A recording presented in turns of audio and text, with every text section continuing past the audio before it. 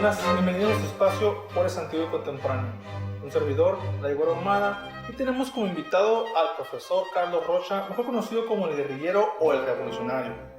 Profe, bienvenido, ¿cómo está? Buenas tardes, ¿qué tal, Lion? Hasta que se nos hizo tenerlo aquí presente, profesor. Pues aquí estamos a la orden. Profe, usted como una de las personas que forma parte de la Comisión Histórica, Comisión de Estudios Históricos de aquí de Ciudad Juárez, yo quisiera que nos platicara cómo fue que usted entró en este ambiente, cómo fue que desde joven, desde niño, le gustó a usted la historia, dónde estudió, si usted es de Juárez, sus pasatiempos. Platícanos un poco de usted, profe. Bueno, yo soy nacido aquí en Ciudad Juárez, de segunda generación. Mi papá nació también aquí en la ciudad. Él vivió en el Arroyo Colorado y yo nací o me crié en la Colonia Aldama. La forma en que yo me fui involucrando en la historia fue cuando comencé a leer. Nosotros ahí en la casa coleccionábamos, mi hermano el mayor y yo, álbums de luchadores, de la naturaleza, y salió uno de historia. Entonces yo lo comencé a consumir, a comprar las estampitas, lo cuidaba mucho. Me gustaba mucho ir formando las personas que estaban involucradas en la historia, y empecé a interesarme mucho por la figura de Benito Juárez. Después descubrí que en la revista Alarma venía una sección que se llamaba Hombres Ilustres de México, y esta también la buscaba para cortarle la parte, y hice como un archivito de puras biografías de mexicanos. O sea, usted desde pequeña tenía ese interés. Sí, entonces los dibujaba, los héroes, y como me llamó mucho la atención de Benito Juárez, empecé a leer mucho sobre el periodo de la Reforma, sobre las personas como Melchor Ocampo, como Santos Degollado, como Leandro Valle, los allegados a ese círculo de Benito Juárez, José María Iglesias. Y también otra de las fuentes en las que yo me involucré fue una novela que pasaban en la noche los jueves a las 11, 12 de la noche, que se llama El Carruaje. Ahora ya se puede conseguir en DVD, no sé si está en las plataformas de videos, pero en ese tiempo me tenía que quedar a esa hora para poder ver la novela. Entonces iba comparando lo que decían en la novela con lo que yo tenía de información y lo que iba buscando. Fíjate, nada más. ¿Usted fue así desde su secundaria, prepa, hasta llegar a su carrera? No, yo tuve un lapso en el que me desgasté mucho porque leía todo, devoraba todo lo que hubiera de historia, hasta llegar a tener un dominio pues respetable, ¿no? Siendo un niño. A los 11 años yo empecé a involucrarme en lo que fue el breakdance, y dejé un poquito de leer, pero pues ya había leído todo lo que había, o sea, no me faltaba nada. Entonces, a los 16 años, 17, que entré a la prepa, volví a retomar, pero ahora la poesía, las lecturas.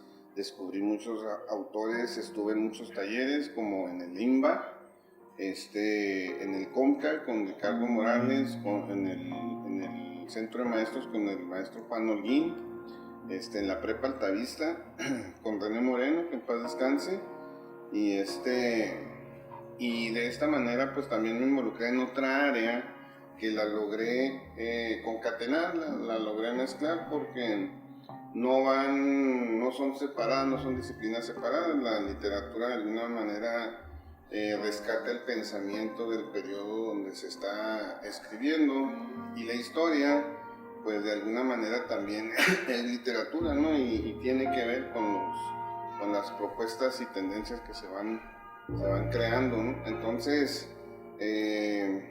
yo estudié para contador.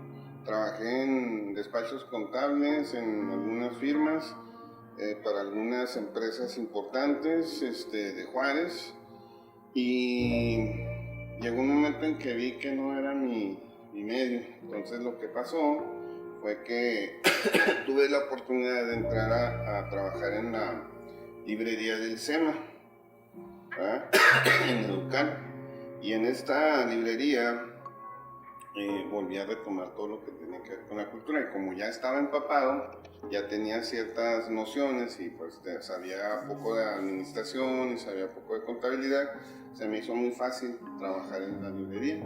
Entonces yo me enfoqué mucho en el servicio al cliente, que el cliente hallara libros que no se consideran tan fácil. Antes no había tanto uso de las redes, tantos PDFs, y se podían mandar pedir, y ese era mi plus, tener libros que la gente difícilmente los pudiera ver en Ciudad Juárez, porque es una bronca, siempre ha sido una bronca conseguir los libros que son realmente los libros importantes para poder formarse como intelectual. Oh, man. ¿Cómo fue su brinco hacia el MUREF? Fue un momento así como de lógica, porque las personas que trabajaban aquí en ese momento empezaron a ir a ser asiduos clientes de la librería, y llegado un momento, ya en el 2006, me invitaron a que pudiera ingresar al MUREF por medio de una plaza de un amigo que me la dejó. Entonces ingresé y pues duré 8 años como custodio, y en ese lapso de tiempo pues yo me preparé en la carrera de historia, de la cual salí en el 2014. Bien, profe. ¿Y desde entonces? Sí, o sea, pues todo es historia, como dijo Luis González y González, ¿no? Usted como promotor cultural del MUREF, ¿verdad?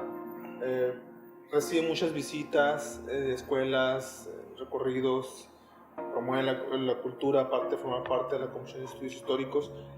¿Cree usted que le hace falta a la juventud o en general a Ciudad Juárez para que la gente tenga un poco más de aprecio por su entidad?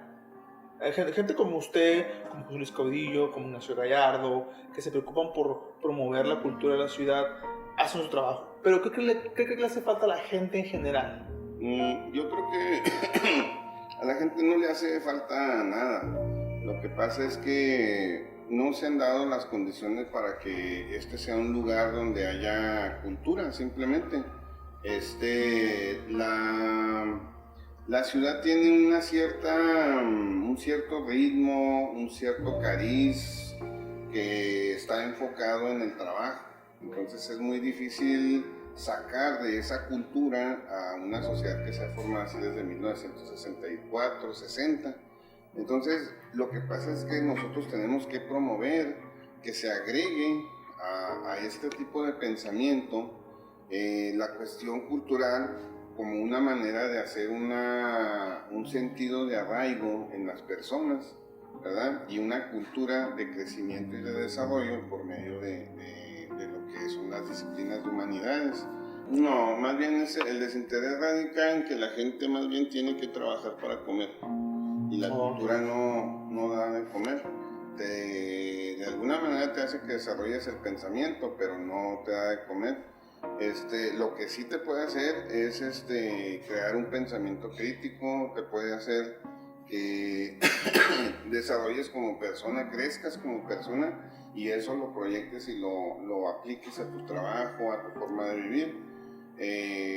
Te convierte en otra persona, te depura.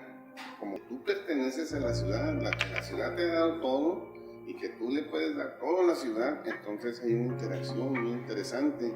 Si eso lo hiciéramos todos, que es lo que estamos buscando, esa es la identidad, entonces de esa manera podríamos nosotros crecer más como sociedad. Es lo que ha sucedido en las sociedades más grandes y más importantes, ¿no? Tiene ese sentido de pertenencia. Japón, exacto, Inglaterra.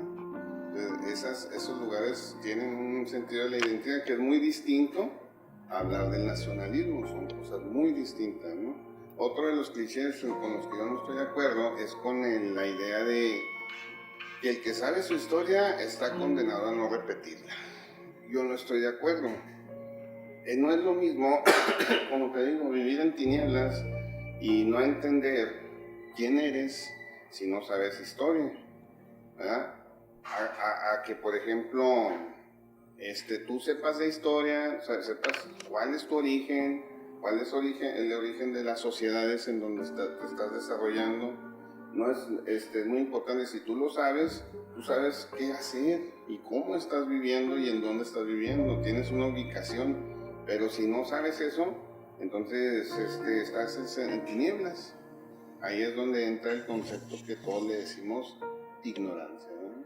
Qué interesante, profe. Qué interesante entonces, que lo ponga desde ese punto de vista. Sí, entonces es mejor ver la historia de esa manera, porque de esa manera creces más como persona. Eso de que la historia tiende a repetirse, pues aunque sepas historia, la historia siempre va a evolucionar, siempre está en movimiento y siempre va a haber conflictos sociales que de alguna manera o hagan crecer a la sociedad y a las personas dentro de esta, o esta sociedad desaparezca, ¿no? Puede ser. Qué interesante que lo pongas de esa manera. Sí, es cierto, o sea, conocer tu cultura, conocer de ti mismo, superarte, porque muchos ven la cultura y la historia como una herramienta más que tienes que aprender. Ah, ¿dónde vivo? ¿Dónde nací? ¿Qué país es este? ¿Qué estado es este? Y la manera en que usted lo pone, lo plantea, que sí es cierto, es mi entidad, es mi sentido de pertenencia, yo pertenezco aquí, soy esto. Es bien curioso, fíjate, porque por ejemplo, podemos ver películas como las películas de los superhéroes, películas de culto, de directores, ¿verdad? De autor, como le dicen, y en todas siempre vas a ver la historia, hasta alguna teoría de la historia. Eso me lo enseñó un profesor, uno de mis profesores, y en ese caso, estas películas de alguna manera simulan la vida, y eso es una retroalimentación también muy interesante con el buen cine, o el cine que sí es cine, ¿verdad? Todas las películas tienen historia, y sin querer todos hacemos esos ejercicios de historia dentro de la película, porque la historia siempre nos va a facilitar entender las cosas. Por eso es que los directores agregan historia a los films, ¿no? a las películas. O por mí, mi conciencia está tranquila de que yo estoy tratando de aportar algo a mi sociedad, positivo, ¿verdad? En este caso es el amor a la identidad de nuestra ciudad. El señor Caudillo, sí. Caudillo, nombre clave, Jaime Moreno, Ignacio Gallardo, Karen Parra, la señorita de la ciudad de Tintán, Humberto Terrazas y más personas que vienen aquí y nos acompañan, un servidor. ¿Cómo llegó usted a la Comisión de Estudios Históricos? ¿Cómo fue que ustedes se conocieron? Esto se ha ido formando por muchas condiciones que se han dado. Por ejemplo, una es la destrucción de los edificios, la otra es que la mayoría somos personas de la misma edad, de la misma generación, que estamos en el mismo ambiente cultural. Y a Caudillo tengo 20 años de conocerlo, a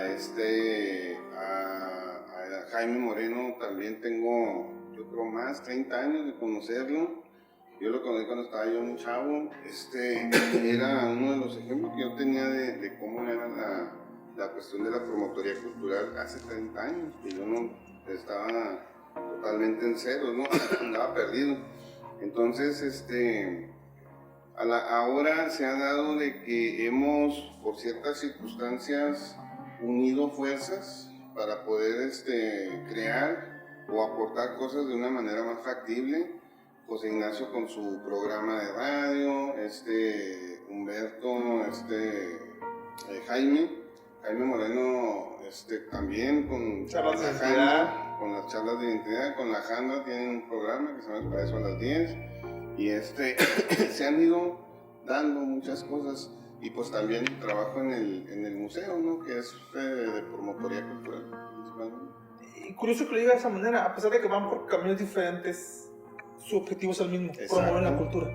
Sí. De diferente manera, diferente estilo, pero promueven la cultura. Claro, fíjate, con José Luis Hernández Caudillo, ellos me invitaron a colaborar, que colaboro muy poco, pero pues estar ahí muy al pendiente en la página de Juárez de ayer, donde tenemos muchísima gente que quiere aprender de la historia.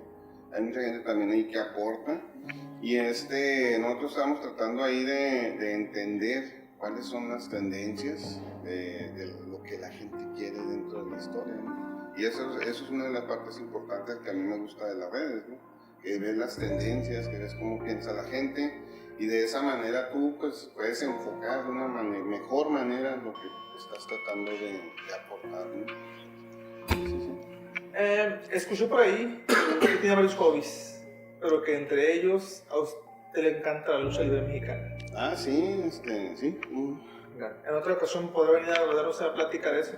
Claro que sí, yo estoy encantado y es uno de mis temas que me gustan. ¿Qué hay a futuro, profesor, para Carlos Rocha, el guerrillero, el revolucionario, el Muref? ¿Qué hay para el futuro este año, los proyectos aquí en la Galería de Arte o en las charlas de entidad o con la Comisión de Históricos? No, pues ya hay varias invitaciones a dar pláticas en la universidad, en algunos otros lugares, en El Paso, y esperemos que seguir en esta misma línea y que se vaya sumando la gente. O sea, la historia no es para cuidarla como si fuera la gente el guardián de un tesoro que nada más yo lo tengo, ¿eh? La historia y la cultura y la literatura y las humanidades son para compartirlas. Octavio Paz dijo que conocimiento que se queda es nulo, no sirve. Conocimiento que se comparte cumple su función. Entonces, la idea es esa, seguir difundiendo la historia. En el museo es igual, las visitas guiadas, no te imaginas la adrenalina que se siente estar junto a un público de niños que están contentos e interesados por la historia y que les cambia la visión, aunque sea de un espacio, ¿no? De un edificio, y salen satisfechos de haber aprendido algo.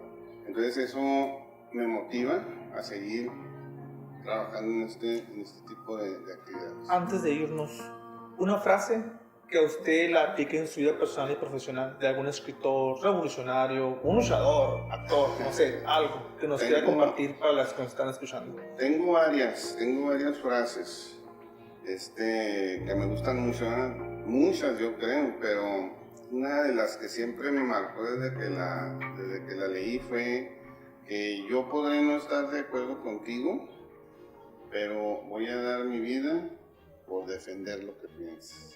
Voltaire. Entonces, esa es una de mis frases que me marcó desde siempre.